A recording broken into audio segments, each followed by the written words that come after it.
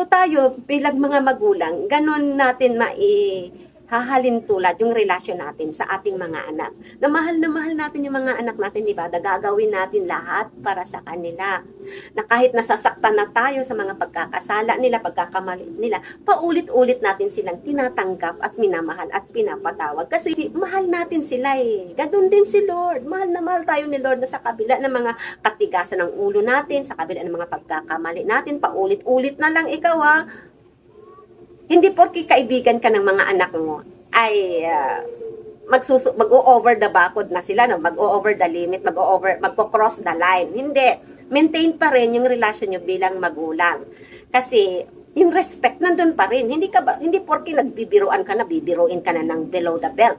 Kasi wala nang respect yun, wala nang honor, di ba? So ganun din po yun kay Lord.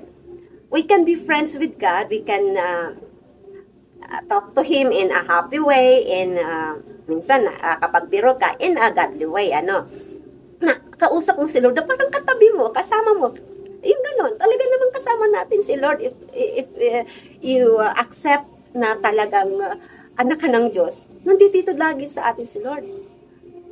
Lord is omniscient.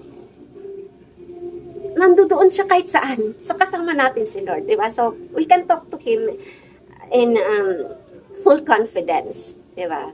So, although we can talk to Him, syempre, we honor Him, we worship Him, we respect Him.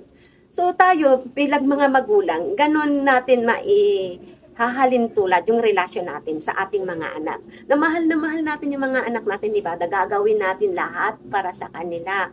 Na kahit nasasaktan na tayo sa mga pagkakasala nila, pagkakamali nila, paulit-ulit natin silang tinatanggap at minamahal at pinapatawad. Kasi mahal natin sila eh. Ganun din si Lord. Mahal na mahal tayo ni Lord na sa kabila ng mga katigasan ng ulo natin, sa kabila ng mga pagkakamali natin, paulit-ulit na lang ikaw ha.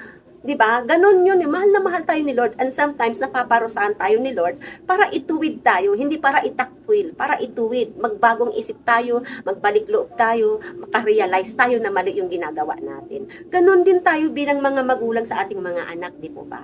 Na tinutuwid natin yung mga anak natin kung paulit-ulit na silang nagkakamali at tumitigas na yung ulo, nawawala na sa tamang landasin, no?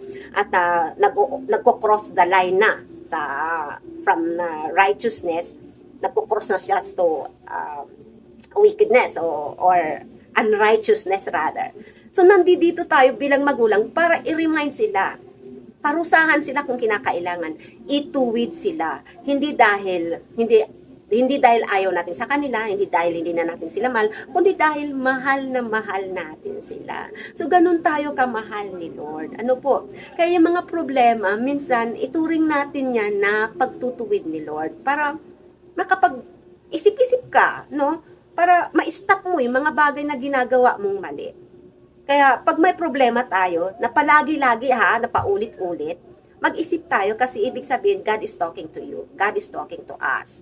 Na hindi na ito random lang na nangyayari. Bakit ganito paulit-ulit? Bakit? So, binibigyan tayo ni Lord ng chance na makapag-isip, na maging matalino at magbalik loob. At pag-isipan natin yung nangyayari sa buhay natin. Ganon yun. O, diba? Madaldal si Madam.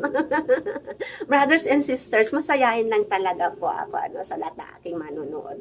Maraming salamat po sa inyong pakikinig and all glory belongs to the Lord. No, masaya lang talaga ako. Ang saya maging anak ng Diyos kasi masaya magbahagi masaya mag-inspire.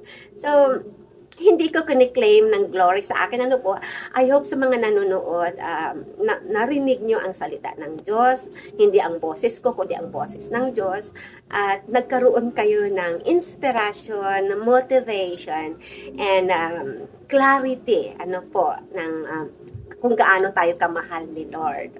So, maraming salamat po, Panginoon, sa inyong banal na salita. Maraming salamat po sa aming natutunan sa araw na ito.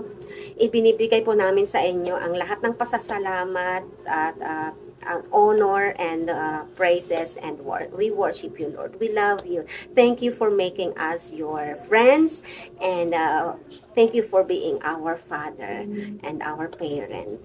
We lift up everything to you, Lord, and We pray na yung mga may sakit at ay gumaling na, and we pray na yung mga nahihirapan ay magkaroon ng solusyon sa kanilang mga problema, at tulungan niyo po, Panginoon, yung mga nasalanta ng lindol sa Mindanao. Let your will be done, Lord. Thank you so much for being with us, and thank you for this day that you give us, for this very moment to study your word. In Jesus' mighty name we pray. Amen. Thank you, Lord. So, dear brothers and sisters in Christ, thank you so much for being with me sa pagsama sa akin sa pagbabasa ng Biblia. I hope nagustuhan nyo at naliwanagan kayo at nakapagbigay ng inspirasyon sa inyo. Sa muli nating pagkikita, sa muli nating Bible reading time. Okay po? Thank you so much. God bless you and I love you. Bye for now.